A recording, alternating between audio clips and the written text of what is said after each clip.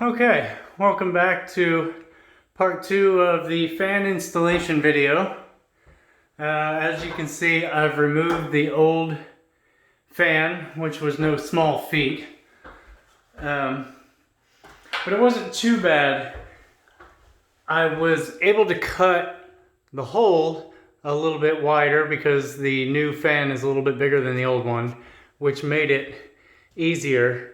And then there were tabs here, and once I cut away some of the drywall, I was able to see where the nails were going into those tabs, and I just popped them out. The harder part was the hose, and there's really not a lot of hose to give here, so I'm gonna try my best to just slide the housing into that hose. They say they don't use the fan much anyway, which I don't know, but you know, their main concern was the radio. And then I got the wiring pulled out here.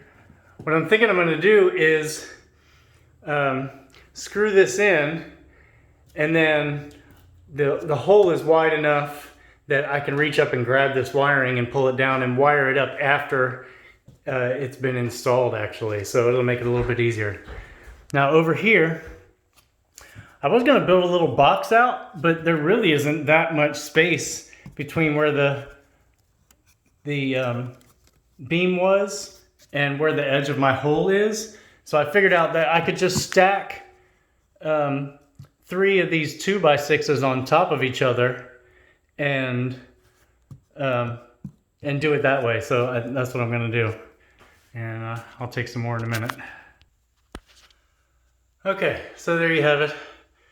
3 2x6s stacked on top of one another, screwed into that beam over here. Did I mention this was a slanted ceiling? Because it is, and that thing is way up high. I'm on a 10-foot ladder, so this is fun. All right, I'm gonna slide this thing into place and we'll see what happens. All right, so I had to shave a little off the edge of this 2x6 because it was sticking out a little bit further. Wouldn't let the fan slide up into space or into place, so I shaved the edge off of that thing and I'm ready to slide it into place now. We'll see how this goes. By the way, I did end up folding this fin back just to make it easier to slide up. I mean, we're not going to be using it anyway. So, here we go. All right. So, as you can see, this thing is in place. Screwed it in from the sides to the beam and to my artificial beam. Got the wiring here, ready to wire it up. And that thing is sturdy. It is not going anywhere. So it can be done. It would have been helpful if there was a little bit more hose there. But to be quite honest, if that fan broke and you had to replace it with any fan, you'd have the same issue. So I don't know how they fix that, whether they run a whole new hose or if they can somehow attach to the hose that's there and lengthen it. But in any case, this gap, I'm just going to shove some insulation up in here, and I'm going to wire this up, and then we get to work on the switches. And as you can see, they used these regular switches, which we're going to have to go back and replace all those with paddle switches, which no big deal. Just wire those up and we'll be back. Okay, so the shroud is in place, and thank goodness that thing is huge. I have to give a shout out to the manufacturers for doing that for me, because that hole was big, and I honestly could have slid the whole housing up towards the ceiling a little bit to cover the hole better. As it stands, it's just like covering, it's on the edge of it. In fact, you can see the crack there.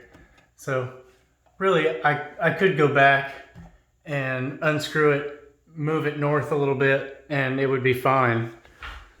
But since the ceiling is slanted, you can't really see it because the shroud is covering it. So I think I'm gonna leave it for now. I don't know, we'll see. Okay, so shroud is in, fan is wired up. I did end up moving that thing a little bit north because the shroud was sliding down. I tried to like slide it all the way up so that it would cover that crack, and then it started sliding down. So I just moved the whole housing up, and now it covers it fine. You can't see anything. And then over here, we're all wired up. If we turn that light on there, we get the light. And then this is the dimmer here, so you can dim it down. I had to switch, obviously, all these out with paddle switches. And then we got the night light. That's blue, and then the orange. If I click it again, there it goes. And then the music. Oh, I closed it.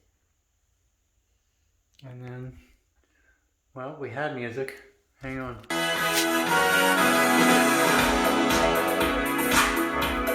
So it sounds good. Got a nice little bass to it. It's not super loud, but certainly enough for a bathroom. This was fun. Thanks for watching.